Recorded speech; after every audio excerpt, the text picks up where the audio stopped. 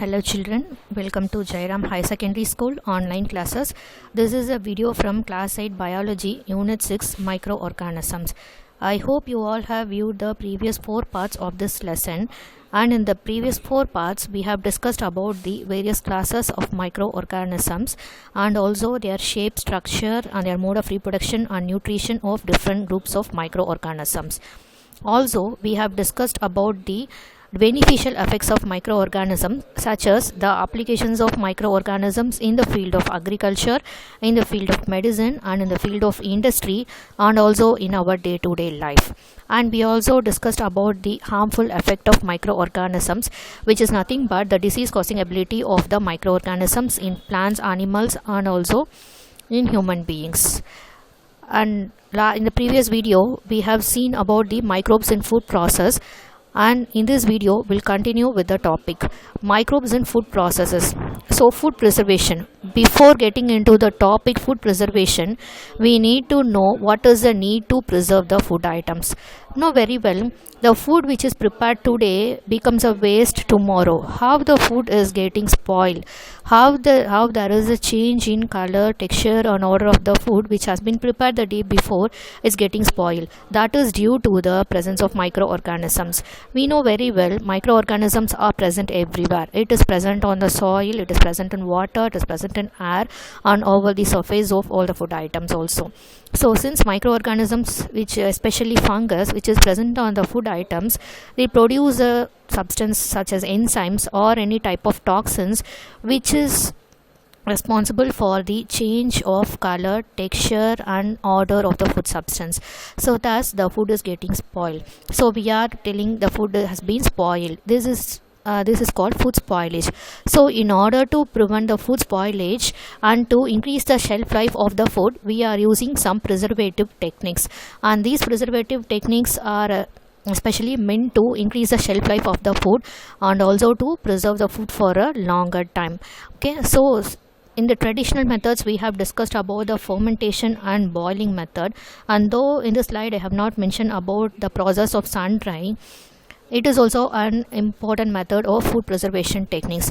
You have seen our mother used to sun dry all the grains and pulses in sunlight. So if you are drying in the sunlight removes all the moisture content of the food.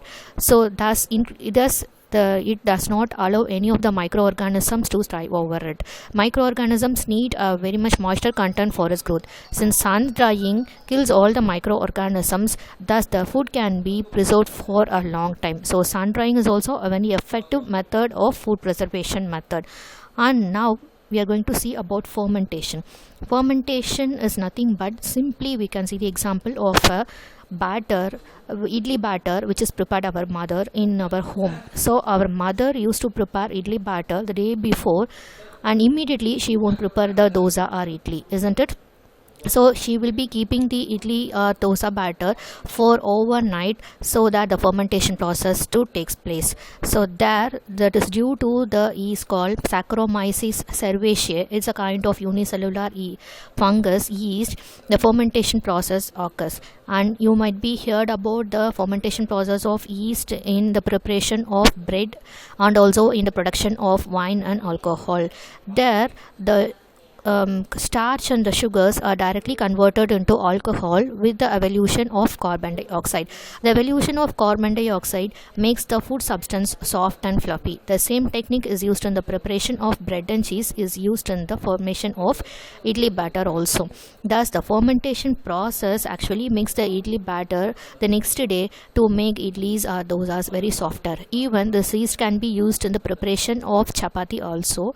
So there also the yeast makes the chapati make soft and fluffy, and also it is very highly nutritious also. So this fermentation process actually happens in our day-to-day life. It is not like an industrial process. This is a day-to-day life process also. And boiling, you know very well, these microorganisms are killed when the milk and water is heated to a high temperature, and boiling happens in our home daily in the cooking process also. So next, pickling. We have already discussed about pickling in the previous video. The pickling involves the addition of salt and oil to a higher extent. This addition of salt and oil removes the moisture content of the food, and also the oil present in it does not allow the microorganisms to enter into the food substance. It acts like a preventive thing. Okay, and the salt is also used to remove the water content from the food. Hence, adding high amount of salt results in the removal of water. That process is called as dehydration, and thus it increasing the shelf life of the food, and also it prevents the entry of microorganisms which causes the food spoilage. So pickling is also an important technique which is used from the olden days also, and these kind of pickling can save the shelf life of a food for more than 6 months to 1 year. Okay, and then salting. So salting is also one kind of process. உப்பு கண்டம் போட்டு வைப்பாங்கன்னு சொல்லுவாங்கல்ல. So salting is mainly done to preserve the meat and fish products. So salting is also a very important effective method of food preservation. And sugaring, addition of sugar also will remove the moisture content and inhibits the growth of microorganisms. So in the preparation of fruit juices or syrups or jams and jellies, in addition to the other item, sugar is added to a higher extent to preserve the food for a longer time. Okay, and also another type of food preservation method is pasteurization. It is not included in this slide. Pasteurization, it was discovered by a scientist called Louis Pasteur, which proves to be a very effective method in the preservation of milk products. Here the milk is heated to a high degree of 70 degrees Celsius for 30 minutes, and immediately it is cooled to 10 degrees Celsius. This continuous heating and cooling causes the microorganisms not to enter into the milk. Thus it prevents the milk from the entry of microorganisms, so thus the milk is prevented from getting spoiled. So pasteurization is also a very good method of preserving the milk, and you can see in the packets of milk also pasteurized milk. The term pasteurized milk indicates that milk has been pasteurized so that it does not contain any kind of living organisms. So this is also one method of food preservation technique, though it is not included here. Pasteurization is also an important method of preservation of milk. Okay, so that is also important also, so keep that in mind, children. Okay, so next thing, we are entering into the food production.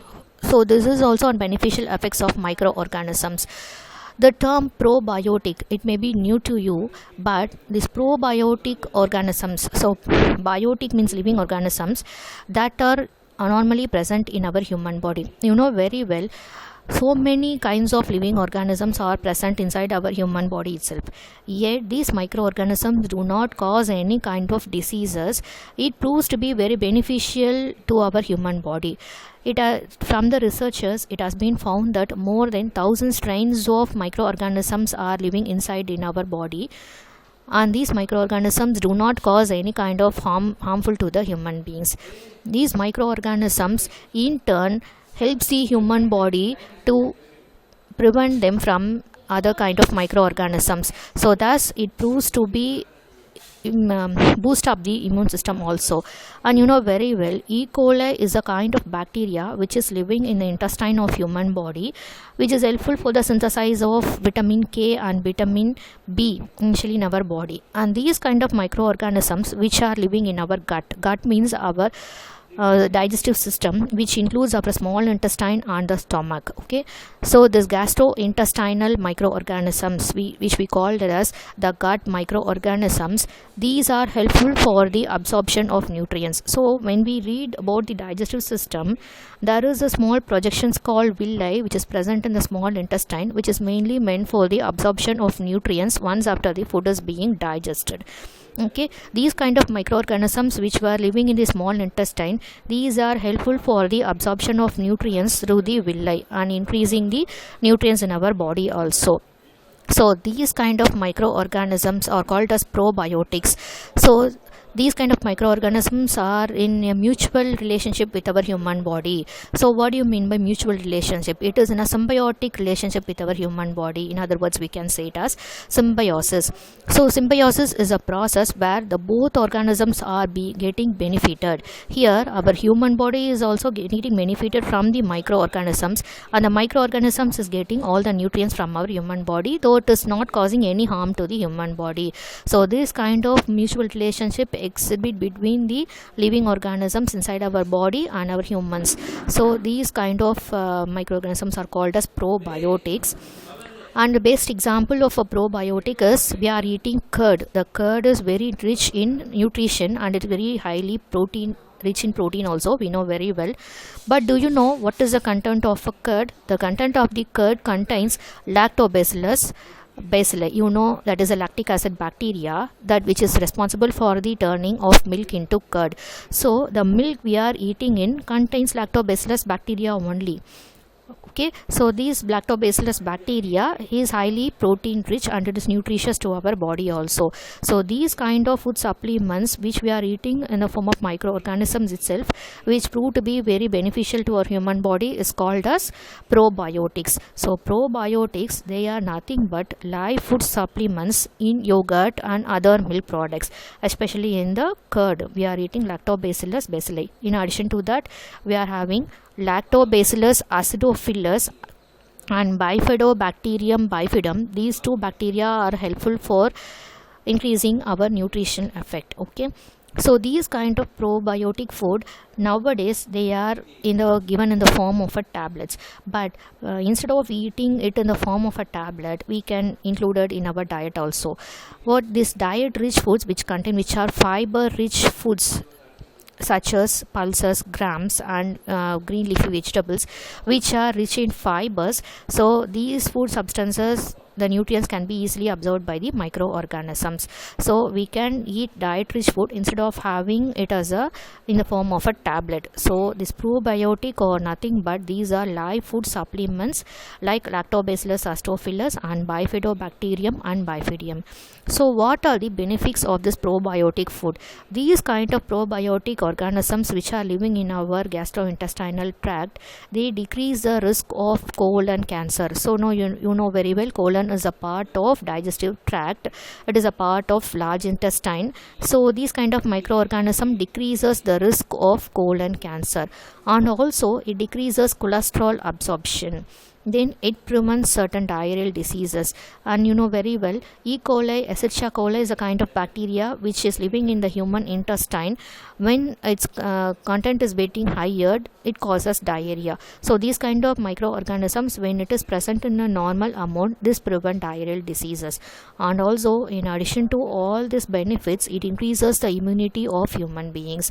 So these kind of microorganisms which are living inside our body, they tend to increase immune power of our human body, and this proves to be very essential for our survival also. So these probiotics are very much essential for our humans for our good survival. Okay, next we are moving into a topic called prions. Actually, prions are nothing but they are the infectious particles of a virion. So these virus, you know very well, we have already discussed about viruses. Viruses are acellular. They do not contain a definite cell structure and they do not have a proper nucleus, yet they contain a genetic material. It may be either DNA or RNA, and the viruses, it can be act as a living only when it is entering inside the host cell, and when it is entering inside the host cell, it proves to be more harmful to the host cell, thus causing various kinds of diseases. So these kind of prions, they are proteinaceous infectious particle. It do not contain the nucleic acid, DNA or RNA, and it contains only proteins, and this is nothing but a mutated form of protein. So what do you mean by mutation? So mutation is nothing but change in a genome of an organism, or change in a particular gene of an organism is called mutation. And apart from other living microorganisms, these viruses are tend to mutate as fast as they grow in their environment. So these mutation is a very slow process in other animals, since it takes some long years to get mutated, but these viruses, they are tend to mutate at a faster rate compared to other living organisms. And even now we are talking about the COVID-19 virus, which is also a mutated form of a SARS virus only. And since now also the researchers has found that this COVID-19 virus has been mutating at a faster rate, so that only the vaccines or antibiotics cannot be found for the COVID-19 viruses. Okay, since due to this mutation we cannot find any kind of vaccines or there are any kind of antibiotics. So this mutated form of a protein is called as prions. So these will cause any diseases in human beings, like these prions will affect the brain and the neural tissue, and these kinds of prions are rod shaped, which can affect the nervous tissue and neurons. Neurons are the functional unit of nervous tissue. These can affect the neurons, and it can cause a disease called as Creutzfeldt-Jakob disease, which affects the nervous system. Okay, and also it cause a disease called Kuru, is also called as cannibalism. So these kind of viruses can cause these kind of nervous disorders. Okay, so prions are nothing but the proteinaceous infectious particle. It contains only the protein, but they do not contain any nucleic acid, so that is called as prions. Next, what are virions? Virions, they are the entire virus particle. It contains an outer protein coat called capsid, an inner core nucleic acid called as RNA or DNA. So this is the shape of a simple virus. You know very well virus has a central core called DNA or RNA, and it is surrounded by a protein coat. These viruses are these virions are the viruses which is found outside the cell. So once when the virus is found outside the cell, it is called as a virion, and once it is entering inside the host cell, it is called as a virus, which contains the capability of causing any disease to the host cell. And these type of virions has the capacity to infect living tissues, and once it is infecting the living tissues, it causes different kinds of symptoms and cause diseases. So this is called as virions. So conclusion. So from this lesson we learnt about the different classes of microorganisms such as algae, fungi, bacteria, virus and protozoan, and we have discussed about the useful effects of microorganisms and also the harmful effects of microorganisms. And the beneficial effects of microorganisms include medicine, in the field of agriculture, in the field of industry, and also in our day-to-day life. And harmful effects of microorganisms can have been dealt in the case of disease causing in human beings, disease caused in plants, and disease caused in animals. So from this lesson we got a clear idea about the microorganisms and its beneficial and harmful effects. So children, with this we are winding up with this lesson, and continuing with that I am going to give the answers for the book back 1 mark. So I just want you to take your book and open page number 82 for the textbook back answers.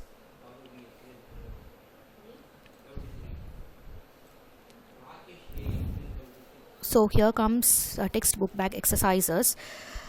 So just I want you to take your book. Children, if you don't get your book also, I insist all of you to get your books as early as possible, since we have completed one lesson and we are going to discuss the answers for the book back 1 mark also. I just want you to take your pencil and mark the answers for book back 1 mark. Here multiple choice questions. First one, microorganisms are measured in terms of. So you can very well answer for this. Microorganisms, they are very small in size and each can be measured in the terms of micron. So you have seen micrometer, bacteria 5 to 10 micrometer. So that is the size of microorganisms. So measured the microorganism size are measured in terms of micron. Next, dash shows both living and non-living characteristics. Obviously the different class of microorganisms which shows both living and non-living characteristics are the group of viruses. So for second one, the answer is option B, virus. Virus shows both living and non-living characteristics. Okay, the answer for second one is virus.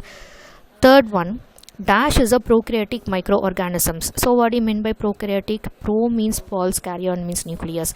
So the organisms which do not have a proper nucleus and a nuclear membrane is called as prokaryotic organisms. So under these four options, bacteria are the group of microorganisms which are prokaryotic. So the answer for third one is option D, bacteria. Fourth one, based on shape the bacteria has been classified into dash types. So how many types? It has been classified into four different types: rod shape, spherical shape, comma shape and round shape. So four different shapes: bacilli, cocci, spirillum and vibrio. So based on shape the bacteria has been classified into four types. Fifth one, the plant body of algae is called as.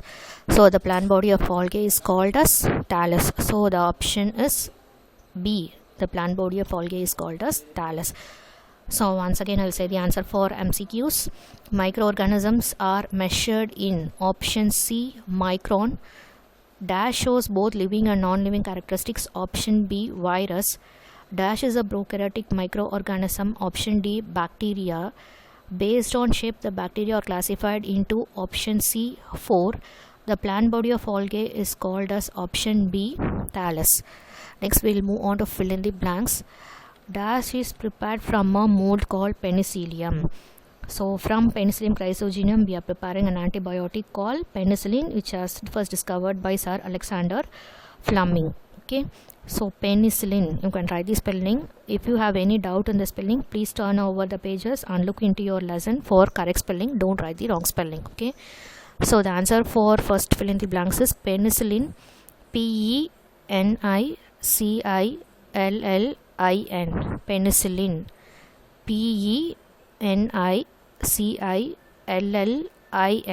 Penicillin.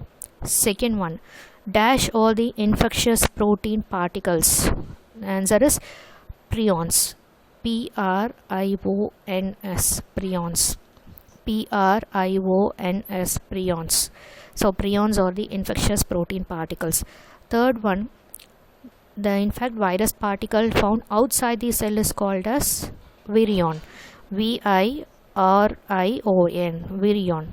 So the viruses which is present outside the cell is called as virion, and these kind of virions has the ability to infect the living host cells. So once it is entering inside the host cell, becomes a virus and infective particle. Okay, so the infect virus particle found outside the host cell is called as virion. Virion. Virion. Fourth one, microorganisms can be seen only with the help of microscope.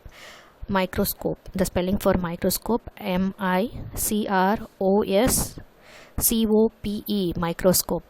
MICROSCOPE, microscope. Fifth one, bacteria which have a flagellum at one end is called as monotrichous.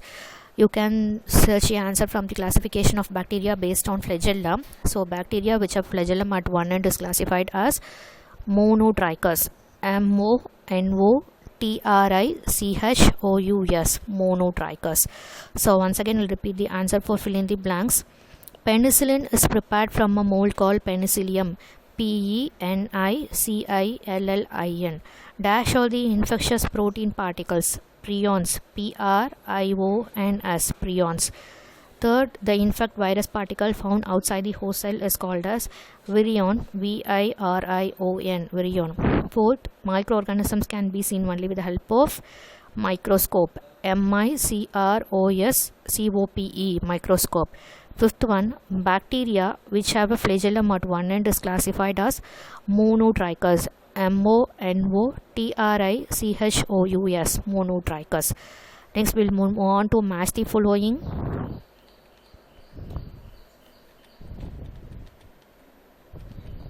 So first one, nitrogen fixing bacteria.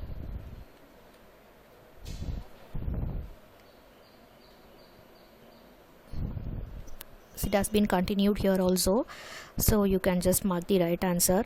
Nitrogen fixing bacteria, the answer for this is rhizobium. It is given here. Nitrogen fixing bacteria, the answer for first one, rhizobium. Second one, tuberculosis. Tuberculosis is caused by a bacterium called as Mycobacterium tuberculosis. It is not given here, so the answer for second one is bacteria. Third one, Kuru. So Kuru is a disease caused by a group of prions. So it is caused by prions. The answer is given here. Kuru is caused by the group of viruses called prions. Fourth one, probiotics. So which bacteria is used in probiotics? Lactobacillus acidophilus. So Lactobacillus acidophilus is used as a probiotic. Fifth one, Edward Jenner. He discovered the vaccine and coined the term vaccination or immunization, and Edward Jenner is called as the father of vaccine. So Edward Jenner, he discovered vaccine. Okay, so the answer goes like this: 5, 3, 4, 2, 1. So you can write the numbers on the right hand side. 5, 3, 4, 2, 1. Okay. Next Roman letter, true or false. So disease causing microorganisms are called pathogens. Yes, it is true. Disease causing microorganisms are called pathogens. It is true. Next, female Anopheles mosquito is a carrier of dengue virus. Is it true, children? No, actually it is false. Female Anopheles mosquito is a carrier of malarial parasites. Okay, it is not a carrier of dengue virus. It is a carrier of malarial parasite. So here you have to write false and you have to underline dengue virus. Instead of dengue virus, you have to write malarial parasite. M-A-L-A-R-I-A-L, malarial parasite. P-A-R-A-S-I-T-E, parasite, malarial parasite. So female Anopheles mosquito is a carrier of malarial parasite. Third one, chickenpox is a communicable disease. So what do you mean by communicable disease? The disease which can spread from one person to another person is called as a communicable disease. So chickenpox is a communicable disease. It will spread from one person to another person. So the answer for this is true. So the answer for third one is true.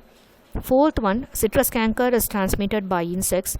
Actually, it is not transmitted by insects. It is transmitted by air and water. So instead of insects, you have to write air and water. So you have write false and rewrite the sentence as citrus canker is transmitted by air and water. Fifth one, yeast is used in the large scale production of alcohol. Yes, it is a process of fermentation. So yeast is used in the large scale production of alcohol is true.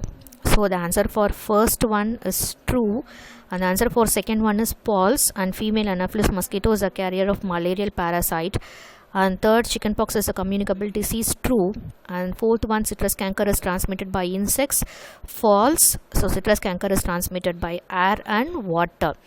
Fifth one, yeast is used in large scale production of alcohol, true. Next one, reason assertion question. So here they have given a set of reason, assertion and reason. So here they have given the 4 options. So from this sentence, from this statement and reason, you have to choose one of the 4 options. Just this is also like a choose the correct answer. So we'll see the first one. Malaria is caused by protozoa. The reason is given like the disease is transmitted by mosquito. So it is true only, no children. So malaria is caused by a protozoa Plasmodium and the disease is transmitted by female Anopheles mosquito. Here the both reason and assertion are true and reason is the correct explanation for assertion. So you are going to choose the first option A if both assertion and reason are true and the reason is the correct explanation of assertion. So the answer for first one is option A. So just you can write option A alone. And second one, algae are heterotrophic, reason they do not have chlorophyll. So this is fully wrong because algae are autotrophic and they have chlorophyll. Since algae contains chlorophyll, they follow autotrophic mode of nutrition. So here both the reason and assertion are false. So which option will you choose? You have to choose the option 4. Option D if both assertion and reason are false. So for the second statement, the option D is the correct answer. Both assertion and reason are false. Okay children, I hope you all have marked the answers for book back 1 mark. The answers for the question answers will be dealt later. So till that, keep watching all the videos and also have a look of book back 1 mark also. And try to prepare more 1 mark from inside the book also, and try to complete your homework also children. So till that, keep watching, keep listening. Thank you. Have a nice day.